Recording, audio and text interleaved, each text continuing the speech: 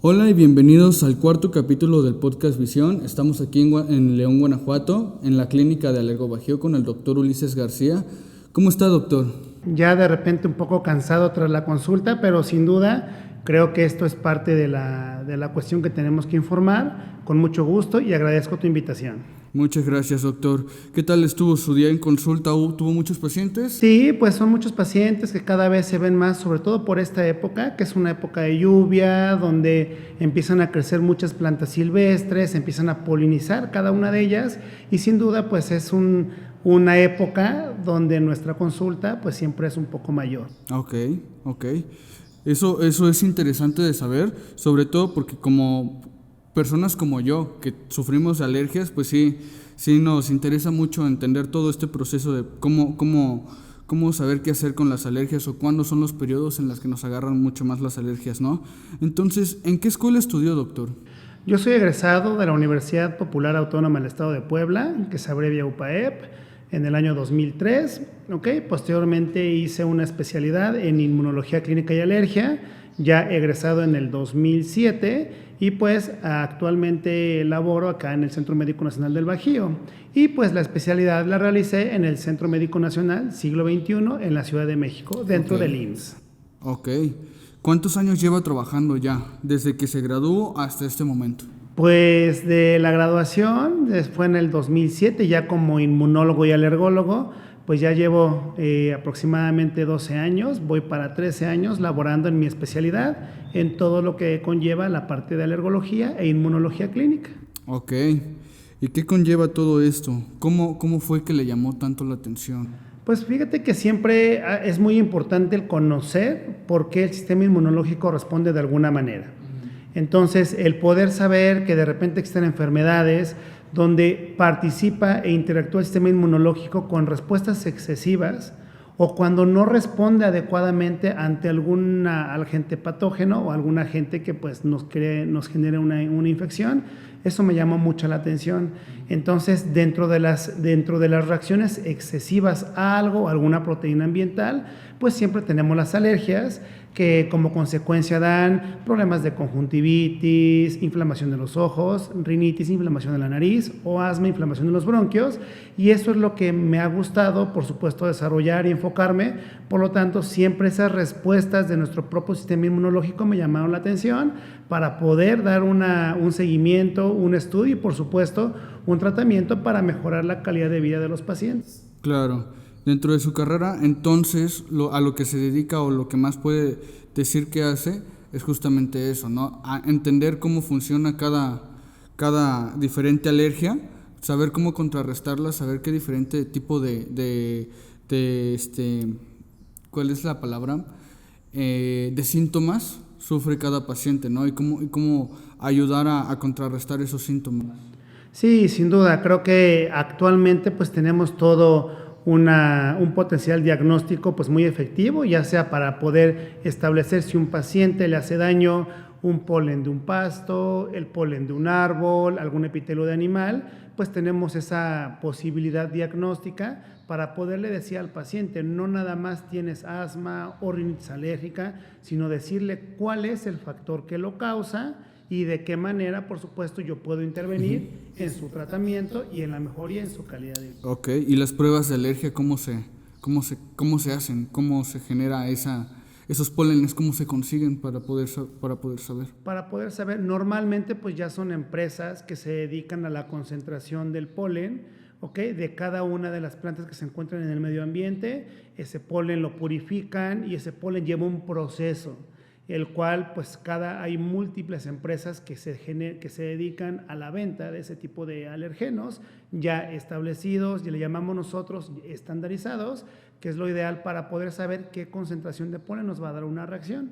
Entonces compramos, por supuesto, con proveedores específicos para alergólogos, y entonces nosotros tenemos la capacidad, viene una etiqueta específica de qué es el polen, para qué sirve, y entonces ocupamos cada uno de los diferentes pólenes. Imagínate, tenemos una diversidad tan grande de árboles, de pastos, de plantas silvestres, de epitelios de animales, por supuesto, hongos de humedad, que pues sin duda un paciente no va a saber realmente qué le hace mal. Él viene porque se siente mal. Claro. Y Y mi objetivo es conocer de todo lo que se encuentra en el medio ambiente, incluso hasta ácaros del polvo, poderle decir al paciente, esto es el polen que te hace daño y nosotros tenemos alguna opción o alguna de las opciones para poder brindar un tratamiento específico y que ellos puedan tener una mejoría en los síntomas que presentan. Claro. Y al momento de crear la vacuna, porque creo que tiene un laboratorio aquí en su clínica, ¿no? Para poder hacer vacunas locales. Realmente nosotros nos vamos con los mismos extractos que ya están en venta, ¿ok? Y nosotros hacemos, si un paciente es alérgico a 3 cosas, por ejemplo a 5, nosotros lo que hacemos es tomamos de cada uno de los extractos,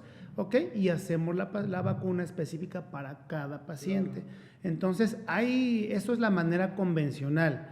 ¿Ok? Pero también actualmente tenemos en el mercado ya vacunas que vienen de importación muy específicas que se pueden ajustar a determinados pacientes que pues ya vienen directamente en un paquete especial para poderle aplicar a cada uno de ellos, dependiendo obviamente si el paciente entra dentro de esas mezclas que ya están prefabricadas. Prefabricadas, ok.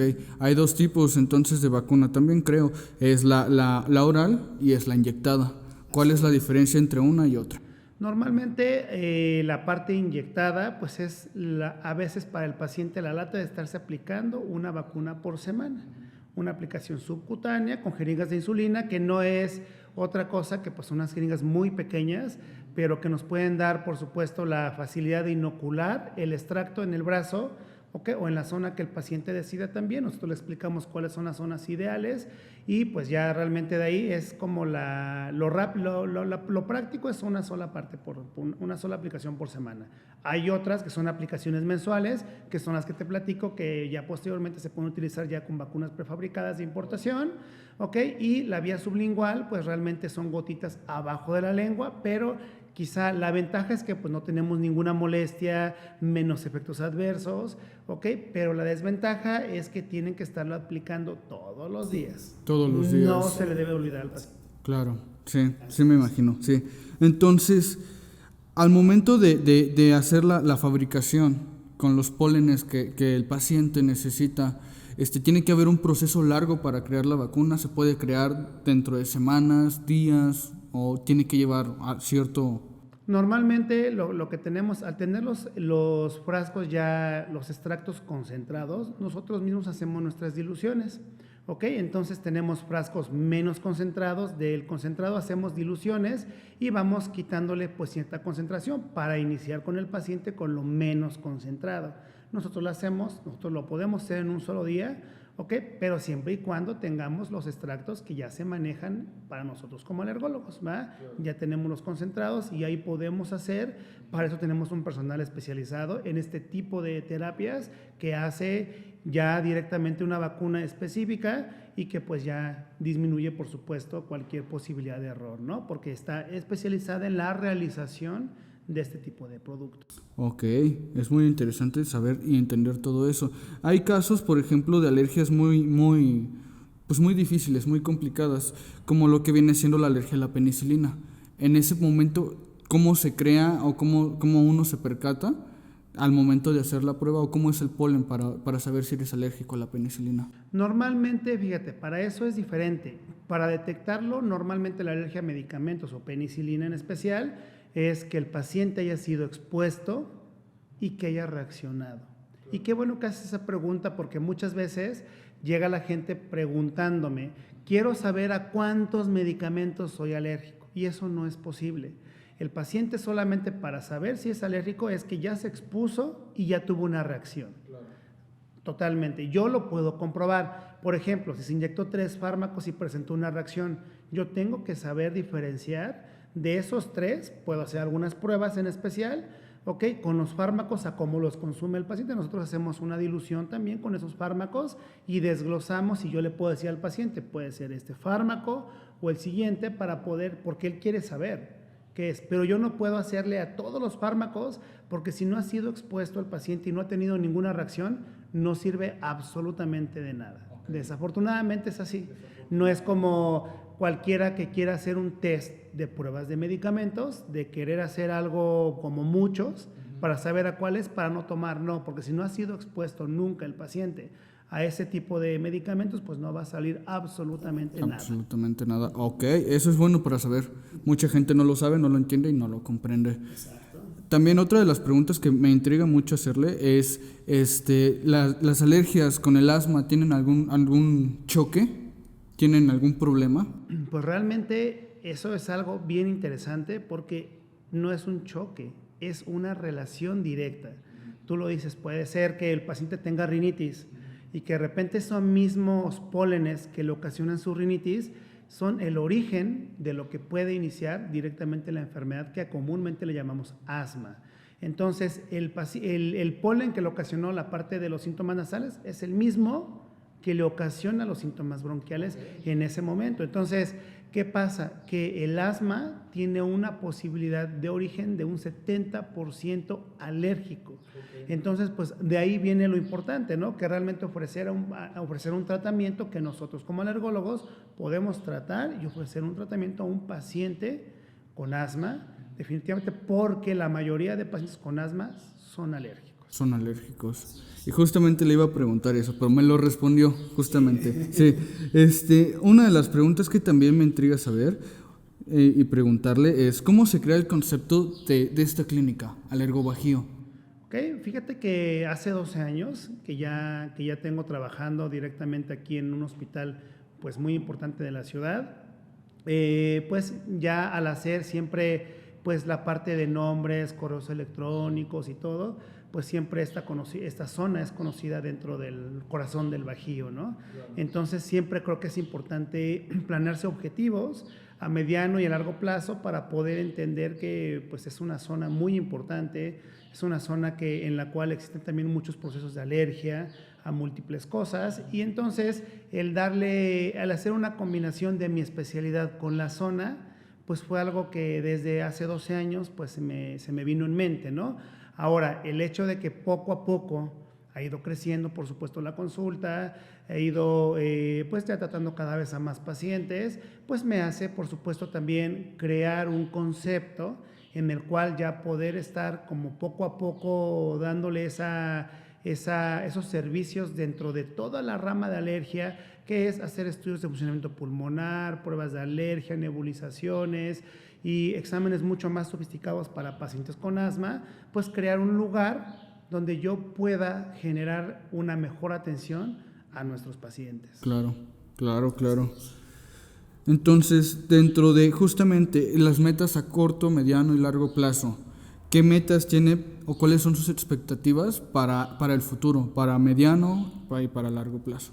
Claro, pues mira, siempre creo que a mediano plazo consolidar un proyecto en el cual pues nos demos a conocer cada vez más que existe un centro especializado en toda la parte del área de alergias, conjuntivitis alérgica, rinitis alérgica, asma, sobre todo especializado en asma, que tengo la fortuna de tener un diplomado, así se le llama, pues actualmente, en asma grave, en tratar a los pacientes con las últimas terapias biológicas que nosotros le conocemos para poder ser más específico en el paciente con asma, porque actualmente pues podemos saber que tienen asmas alérgicos o de alguna otra índole y que podemos ofrecer tratamientos bien especializados, y eso me ha dado la pauta a ir creando espacios donde podamos tratar a ese grupo de pacientes también, y pues bueno, la expectativa a mediano plazo es que podamos ejercer cada vez más y crecer en este tipo de área que pueda consolidarse en la región como un área pues de excelencia para poder tratar a pacientes con las múltiples enfermedades alérgicas. Claro. Dentro del asma hay una situación con la cuestión del COVID. Estaba viendo en su página de Instagram justamente que ahorita están haciendo tratamiento de COVID y todo eso. Post-traumas de COVID, creo, sí. Sí, exactamente. Entonces, ¿cómo tiene que ver de la mano con el asma? ¿Tiene que ver de la mano con justamente con eso el COVID? Pues realmente, por ejemplo, dentro de la misma área aquí que tenemos como Alergobajío, se creó un área especializada con fisioterapeutas muy especializados en la parte de tratamiento post-COVID por todas las secuelas que nos ha dejado el COVID como enfermedad, ¿no? Entonces, como hay muchas alteraciones pulmonares, ellos tuvieron que tomar una una especialización en el tratamiento post-COVID y manejo del paciente post-COVID para poder manejarles una terapia mucho más especializada y que mejore el funcionamiento pulmonar. Entonces, en mismo el Ergobajío tenemos esa área especializada en todos los pacientes que hayan tenido alguna secuela importante de manera pulmonar, incluso rehabilitación, pues simplemente un paciente con COVID que haya tenido un COVID grave, por ejemplo, requiere movilización, requiere un mejor funcionamiento pulmonar. Entonces tenemos un área también donde ellos interactúan, donde ellos les enseñan también a respirar nuevamente al paciente, a respirar mejor, a darles una mejor terapia sistémica de muscular, de brazos, piernas y ejercicios que les ayuden a mejorar su capacidad pulmonar ya cuando fueron afectados. Entonces, por eso también es que creí importante anexar esa área por la época en la cual estamos viviendo, que pudiera ser de utilidad para todos los pacientes que desafortunadamente tienen alguna secuela pulmonar o muscular post-COVID. Claro, claro. Y entonces, en su clínica, en este momento, ¿con cuántos doctores y qué ramas manejan estos doctores dentro de? Sí, claro, lo más importante, bueno, por supuesto, viene toda la parte de alergias, que yo soy el responsable directamente de eso, medicina interna, que en medicina interna tenemos 2 médicos en los cuales se dedican a valorar al paciente y ellos toman la decisión de qué tan afectado puede estar el pulmón, la parte muscular y que se decida iniciar alguna terapia específica con la parte de fisioterapeutas o rehabilitación. Son 2 médicos internistas y tenemos 4 fisioterapeutas que se encargan de esa misma rehabilitación pulmonar o física, ¿no? En general, que son con lo que actualmente contamos para poder brindar un servicio, pues, de lo mejor posible para nuestra población. Claro. Entonces, poniendo un ejemplo, ya regresando al tema del COVID, poniendo un ejemplo dentro de esto, si un paciente de COVID ya sufre asma, tiene un 70% de probabilidades de que tenga alergias, sufra alergias, ¿esto afecta más el funcionamiento? ¿No lo afecta? Sobre todo si los pacientes asmáticos no están en tratamiento. Porque, por ejemplo, al inicio de la pandemia, todos teníamos miedo de cómo le iba a ir al paciente que era asmático, que era alérgico y además iba a afectar de manera pulmonar. Entonces creíamos que la parte del asma era un factor de riesgo de gravedad para nuestros pacientes. Afortunadamente llevamos 1 año y medio ya viendo el comportamiento de ciertas enfermedades y pues bueno, actualmente sabemos que no es un factor de riesgo importante, que es más riesgo tener obesidad, que es más riesgo tener hipertensión o tener diabetes que ser asmático y tener COVID. Sin embargo, eso no excluye que el paciente, la recomendación, exactamente, que un paciente asmático no se vaya a complicar, por supuesto que puede haber, pero ¿qué se les recomienda? A todos los pacientes asmáticos y que pues por supuesto por la época en la cual estamos, pues primero vayan a una revisión para poder saber cómo se encuentran, para que por si en algún momento tienen o les llega esa enfermedad, pues que ellos estén tratados, para que no tengan una complicación que se puede, por supuesto, tener menos repercusiones a largo plazo, ¿va? Claro. Directamente con los pulmones. Sobre todo porque como yo también sufro de muchas alergias, al principio de toda la pandemia, yo sí tenía ciertos miedos a tener o ser más probable o propenso a contagiarme de COVID, porque pues en cierto modo yo pienso que las alergias me bajan mucho las defensas. Entonces sí me daba miedo tener esa posibilidad de sufrir un contagio más rápidamente que pues una persona que no cuenta con alergia. Y fíjate que eso sí es la percepción de la mayoría de los pacientes con alergias, en general, sean asmáticos o nada más tengan rinitis, porque la lógica nos habla que entre mayor inflamación, pues mucho más fácil el virus puede ingresar, ¿no?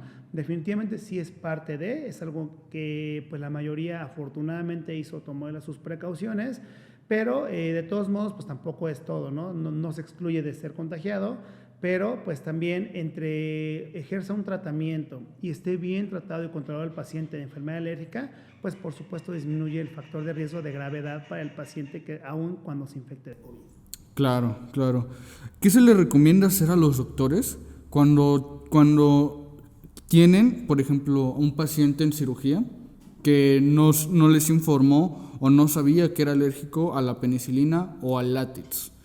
¿Qué se le recomienda hacer a esos doctores en dado caso de que tengan a un paciente?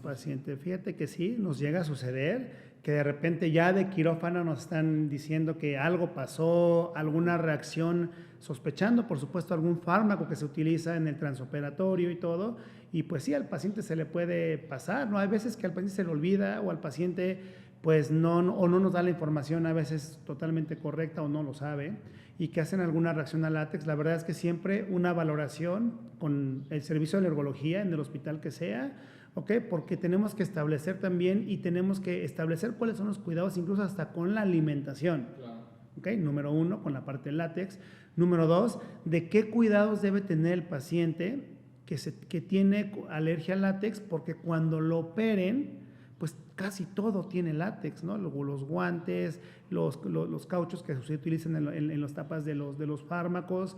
Hay muchas situaciones que tenemos que tener nosotros, pues un cuidado muy, muy importante, y tenemos que informarle al cirujano, al anestesiólogo, cuáles son todos los cuidados que se deben tomar. Le llamamos medidas y protección antilátex, ¿ok?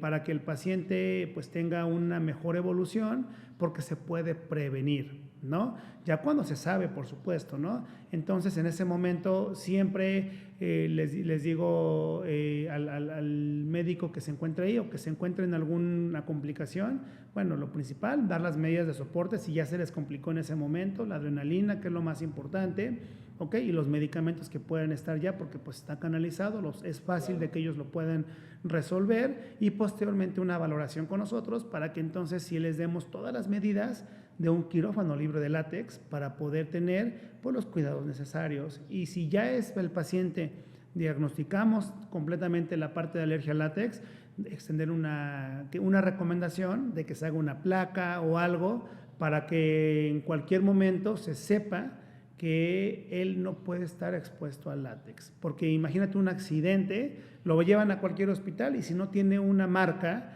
en especial, lo van a tomar y van a manipular, y eso lo puede complicar, sin duda. Puede dar complicaciones, momento, así es. Claro.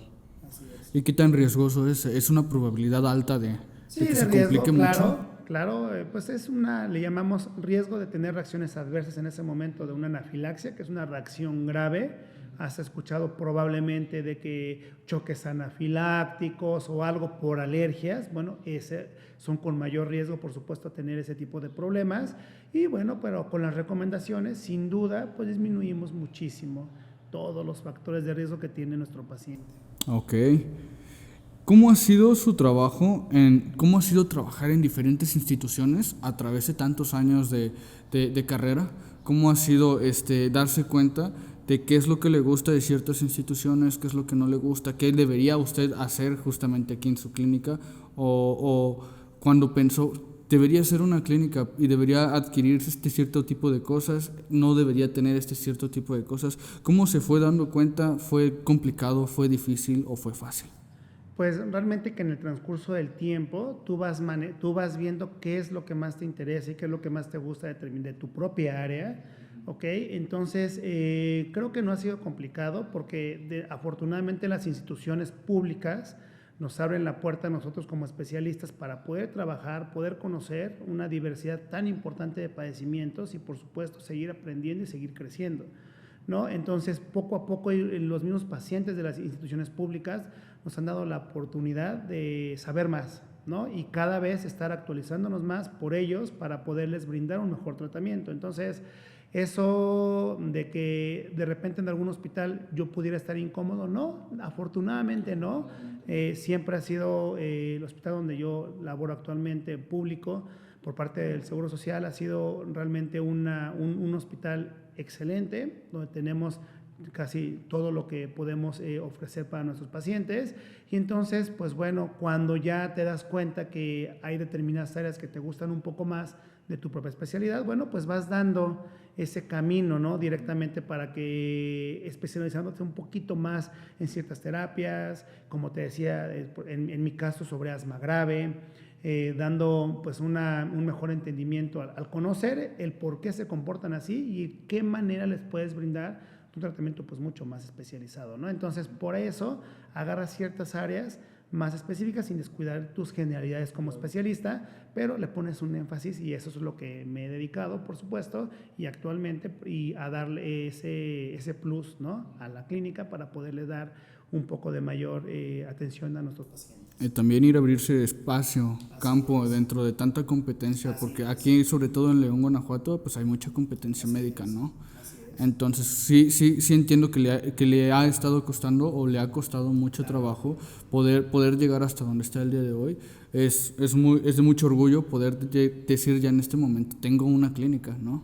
Tengo un espacio que es especializado y sé que está súper bien atendido para todos los pacientes que lleguen a venir aquí, ¿no? Sí, sin duda, se trabaja poco a poco. Creo que esto es así, poco a poco tenemos que ir buscando cuáles son, pues, parte de los objetivos, y sin duda, pues, uno de ellos es dar el mejor servicio para nuestros pacientes. Claro, así es. Sobre todo, ya llegando a temas un poquito más interesantes, también saber a qué distribuidoras, por ejemplo, estábamos hablando hace ratito de eso, de vacunas, con quién tengo que ir con los proveedores, en qué mercados tengo que o puedo vender las vacunas que estoy creando, también cómo aprender dentro de sus estudios cuando usted llegó a estudiar, y que no se le hiciera tedioso pues estar aprendiendo tanto, porque ¿qué tantas áreas lleva su carrera? Realmente. Realmente, por ejemplo, el pilar, por supuesto, como su nombre lo dice, alergología. Todas las alergias y las enfermedades que te platiqué hace un momento, ¿no? Claro. Pero la parte de inmunología clínica es muy desconocida. No sabemos qué es un inmunólogo. ¿Okay? Y como inmunólogo, por ejemplo, las áreas que abarca es poder estudiar a un paciente y decir por qué no responde bien su sistema inmunológico. ¿Okay? Es diferente, por supuesto, a lo que comúnmente conocemos como inmunodeficiencia secundaria, como un VIH, por ejemplo. Ahí sabemos que hay un virus y sabemos que genera inmunodepresión y sabemos que tenemos que tratar esa parte, ¿no? Y en la inmunología clínica lo que hace es, ¿por qué si no tenemos ninguna infección que nos ocasione inmunodepresión, por qué el sistema inmunológico no responde adecuadamente? Y es donde valoramos anticuerpos, y es donde valoramos todas las defensas de nuestro paciente y podemos dar un diagnóstico. Y los diagnósticos los conocemos como inmunodeficiencias primarias, que quiere decir que no hay algo que le esté dando como una infección que me dé una inmunodepresión, sino primariamente mi sistema inmunológico no tiene esa capacidad de generar los anticuerpos necesarios o la calidad de anticuerpos para resolver una infección. Entonces, a eso, toda esa parte también, que es muy extensa, a eso nos dedicamos también, a investigar y también poderles brindar un tratamiento que sea específico y que les pueda mejorar, por supuesto, su calidad de vida, porque sí, en efecto, las inmunodeficiencias primarias ocasionan múltiples infecciones que incluso te pueden ocasionar algún problema ya pulmonar crónico. Y si no los diagnosticamos a tiempo, pues vienen complicaciones muy graves, y diagnosticándolos a tiempo con un inmunólogo clínico, entonces podemos ofrecer pues una mejor expectativa para los órganos, y principalmente lo que más afecta pues son los pulmones, por las infecciones de repetición y recurrentes, ¿no?, que tienen los pacientes. Uh-huh. Entonces, al momento a mí me habla y yo digo, wow, qué tanto conocimiento ha adquirido a lo largo de tanto tiempo para saber todo completamente lo que sabe, ¿no? Entonces, yo me imagino que cuando usted era estudiante, no me imagino cómo fue que logró decir, quiero estudiar esto, y al momento de estudiarlo decir, sí me gusta, o es muy difícil, es muy complicado. Hay personas que les gusta mucho su carrera, pero pues al final es muy, muy complejo poder seguir, porque es un trote muy grande, sobre todo lo que tiene que ver con el área clínica, ¿no? Sí, definitivamente, pero creo que siempre en la parte médica hay muchas áreas que nos pueden llamar la atención, pero en lo personal, pues siempre fue el sistema inmunológico.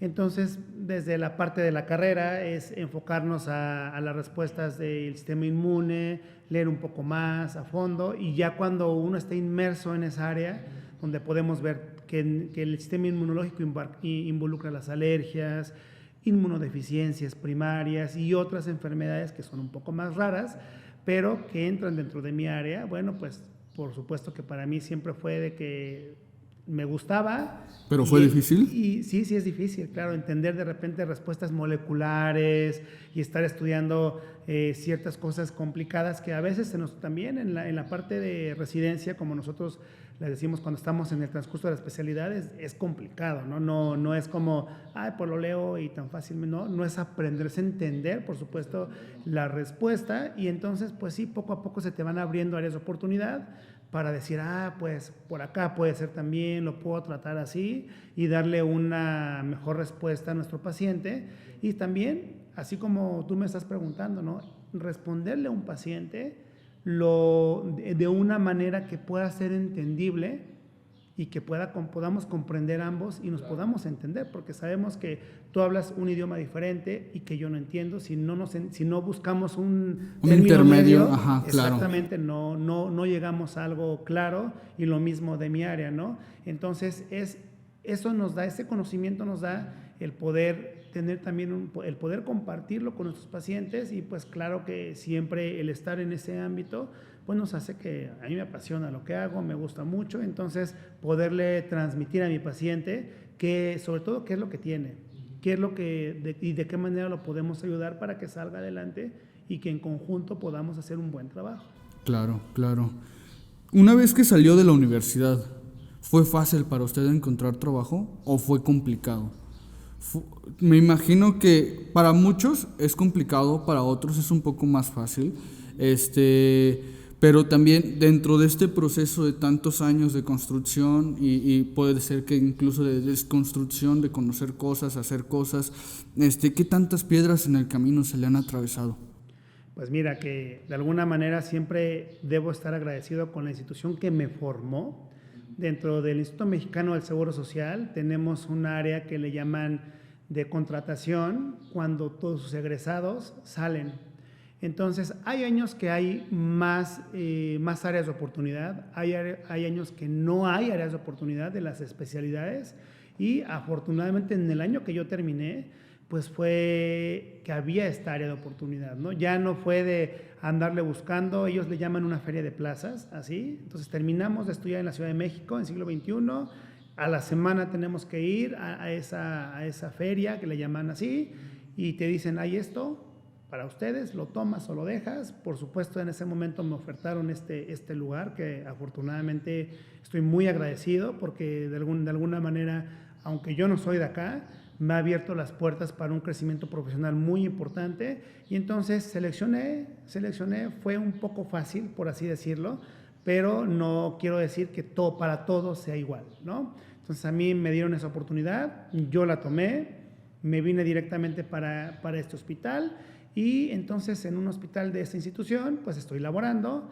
y desde ahí no he tenido mayor problema para seguir creciendo en mi hospital, seguir aprendiendo, y por supuesto pues ahora ya seguir brindando ya un tratamiento a mis pacientes, pues también en áreas que tengan mayor confort, para que pueda resolverle mejor sus problemas. Uh-huh. Eso es muy importante. Qué bueno que le haya tocado un área de oportunidad tan grande, tan interesante. Estoy viendo aquí dentro de todo lo que tenemos en la mesa de atrás, varios reconocimientos. ¿Cómo fue que pudo obtener todos estos reconocimientos? ¿Qué tanto le costó? O si fue igual de cierta manera más fácil. ¿Cómo ha sido poder conseguir tantos logros? Pues mira, creo que algo que ha sido importante también en la parte personal es el deporte. De alguna manera, pues yo fui deportista de niño, después pues ya deja uno pues muchos años, ¿no? Porque nos involucra la escuela, la especialidad y varios años que no puedes hacer, pero creo que por ahí hay un dicho que lo que bien se aprende no se olvida. Claro. Entonces, si cuando en la infancia te enseñan a hacer cosas y encuentras a buenas directrices, en mi caso encontré por supuesto gente muy, muy importante, que por ellos, por supuesto dentro de mi propia familia, mis padres, ¿okay? Gente entrenadora que te da muchos consejos en la cual de que siempre debes estar buscando resultados y logros, por supuesto, y cada vez que sean pues mucho mayores. Entonces, eso te va forjando, ¿no? Y de alguna manera no se olvida. ¿Y por qué digo no se olvida? Porque pues esos logros fueron importantes en la infancia, fueron importantes en la adolescencia, pero esos logros ya pasaron. ¿no? Y esos logros ya quedaron atrás. Entonces, ya cuando uno va creando su propio camino, ya donde ya no están ellos, pero que tienes en mente todas las bases que te dieron ellos, empiezas a recordar que tienes que también seguir creando en algo, hacer cosas que te gustan. Siempre he pensado que eso es muy importante, y a mí, dentro de las áreas que me gustan, por supuesto, primordialmente la natación, ¿no? Entonces, tengo años nadando, quisiera hacerlo con más regularidad. De repente son ciclos buenos, ciclos malos, pero todo es un trabajo constante y todo es generar dedicación, ¿no? Si yo tengo que ir a nadar para poder generar o crear una competencia, tengo que pararme a las 5 de la mañana, 5:30, generar una disciplina de ir a entrenar temprano, porque es el único horario en los cuales podemos. Entonces, fácil no es. No, yo siempre les he dicho, nada es fácil. Okay, y tampoco es que me levante con la mayor ganas de, ay, sí, me voy a ir. Creo que eso es mentira. Creo que a todos nos cuesta trabajo. O sea, yo siempre he pensado que tienes que realmente generarte en tu mente, generar en tu mente una disciplina, pero no por tener esa disciplina quiere decir que vas con el mejor gusto, ¿no? Te paras, voy con el sueño, con el dolor en el cuerpo, con el dolor del entrenamiento previo, pero lo tienes que hacer, ¿no? Y entonces, entre más fácil te vayas quitando esas barreras, pero no dejan de existir nunca, nunca. Las barreras siempre van a estar. Me ha pasado, o sea, día que digo, son 5:30 y digo, no voy, y no voy y me quedo, ¿no? O sea, ¿por qué? Porque son barreras. Entonces, todos los días tienes que estar enfrentándote a esas barreras. Quisiera decirte que, ay, qué fácil ha sido, y me voy y me levanto, y mi disciplina ha sido importante, sí, porque gracias a eso he tenido, pues son un poco más logros personales, ¿no? En esa parte que van de la mano con los logros profesionales, los logros familiares, ¿no? Que son muy importantes, pero eso es algo que procuro no descuidar, estar presente en esas cosas que me gustan, en encontrar en algo un desestrés, ¿no? De todo lo que es el trabajo, la familia y todo lo que involucra una vida, ¿no? De adulto, ¿no? Ya por así decirlo. Entonces, pues siempre he encontrado, vengo con esa educación de la natación, he seguido, y pues lo que ven, por supuesto, son parte de lo que ya como padre de familia, como profesionista, he podido ir interactuando poco a poco y generando yo creo que yo le llamo alimento a mi espíritu, ¿no? A mi mente, ¿no?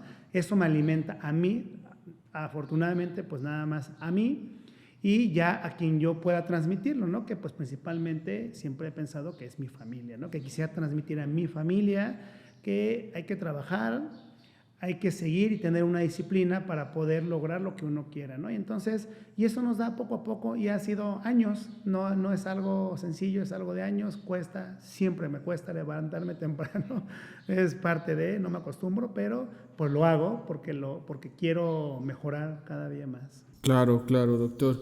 Ya tocando, este fue un tema muy interesante, y creo que va de un poco más de la mano con el tema y la pregunta de ¿cuál es su filosofía de vida? ¿Qué es lo que realmente lo motiva, lo ha motivado siempre desde el día cero hasta el día de hoy a querer más, a tener lo que tiene, o a luchar por lo que usted quiere, ¿no? Claro, creo que algo muy importante siempre es ser mejor. O sea, yo creo que nunca debes estar completamente satisfecho con lo que tienes. Sí, por supuesto, agradecer, eso es muy importante, agradecer con lo que tienes, pero siempre pensar que puedes, y si tú quieres, ¿verdad? Si tú quieres ser mejor, lo tienes que hacer, ¿ok? Ir planteándote metas y objetivos para que poco a poco, de manera escalonada, porque no puedes hacerlo de un día para otro, ir planteándote un objetivo cada vez más cercano. Entonces, la filosofía siempre es crecer, ¿ok? Es agradecer lo que tienes, agradecer lo que tuviste siempre, y posteriormente dar un objetivo a lo que de alguna manera pues yo pudiera tener o querer, ¿no? Entonces plantearme qué es lo que quiero, hacia dónde quiero ir, y pues siempre creo que el mejorar como persona, no nada más es mejorar en tener cosas, no, creo que eso es bien implícito en cuando uno hace las cosas bien, o sea, no necesariamente es algo que tengas que estar buscando alguna parte económica. Va de la mano si tú haces un buen trabajo, ¿no? Sin duda. O sea, eso es imposible no decirlo.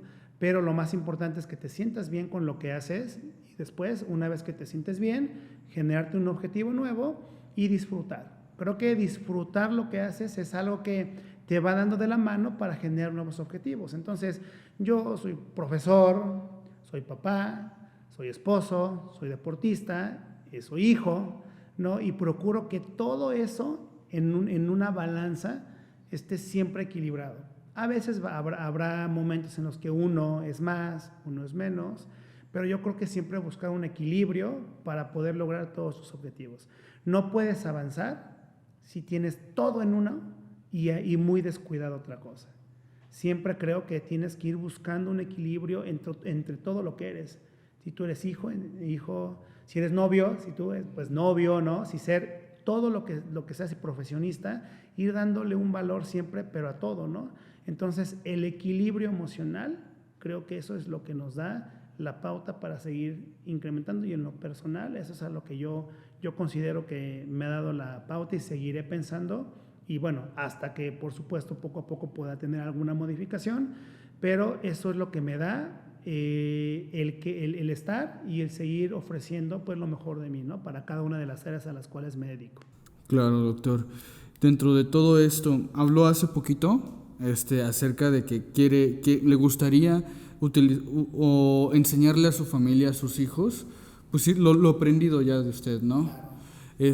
Pero dentro del área laboral, no ha tenido o no ha encontrado algún aprendiz que diga, él puede ser un buen sucesor, o Pues quisiera mira, que fuera más en familia. creo que eso, si en algún momento mi hija, que hasta el momento tengo una hija, quisiera dedicarse al área, pues qué más me gustaría, ¿no? Realmente, y que si le gusta dedicarse, pues se continúe con algo que uno va creando.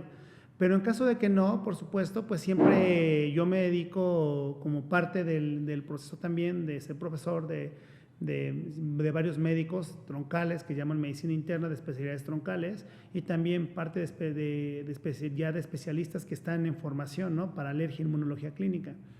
Creo que transmitirles a ellos el gusto por hacer lo que están haciendo antes de graduarse es algo muy importante.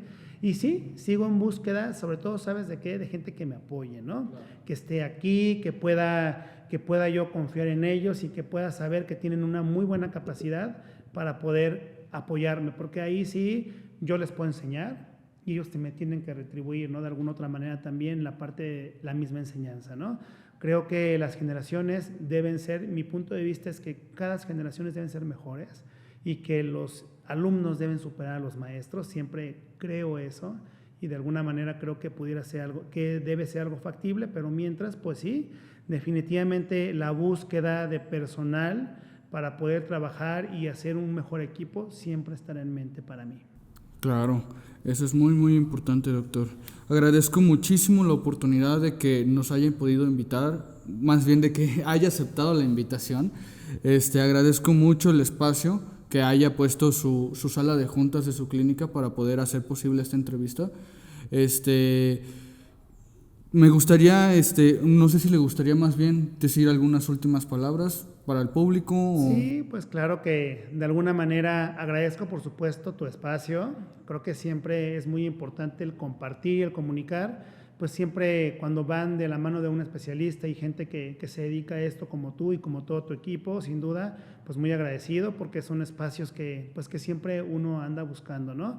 Entonces, y esta forma de compartir creo que es importante porque viene de un especialista, que la información que proporcionamos es viable, científicamente comprobable en la parte de los tratamientos que proporcionamos nosotros, y pues por supuesto mensaje a la población es que no descuiden su salud, ¿okay? En general, de todo, hablando de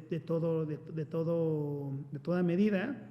Si notan alguna situación que no está bien, hay que acudir al médico, ¿okay? Para poder establecer, por supuesto, si sospechan que tienen una enfermedad alérgica, para eso estamos aquí en Alergo Bajío, ¿okay? Y también los que tengan alguna complicación infecciones post-COVID, también acá tenemos y podemos brindarles una muy buena atención. Y bueno, pues sin duda que espero que no sea la última vez, esperemos que en algún otro momento podamos estar compartiendo información contigo y con todo tu equipo, para poder ya esclarecer algunas dudas en especial, algunas preguntas muy puntuales que podamos interactuar y por supuesto pues irle dando a estos espacios pues también esta parte de la parte científica, ¿no? Y claro, te agradezco mucho tu atención, tu espacio y a todo tu equipo. Y esperemos que muy próximamente tengamos otra vez la oportunidad de poder entrevistarlo de nuevo. Y pues a la gente que nos esté viendo, pues muchísimas gracias por estar en este cuarto capítulo del podcast Visión. Estamos aquí en la clínica del doctor Ulises García, en Alargo Bajío, aquí en León, Guanajuato. Entonces, si tienen cualquier duda, pregunta, es este lugar más importante para poder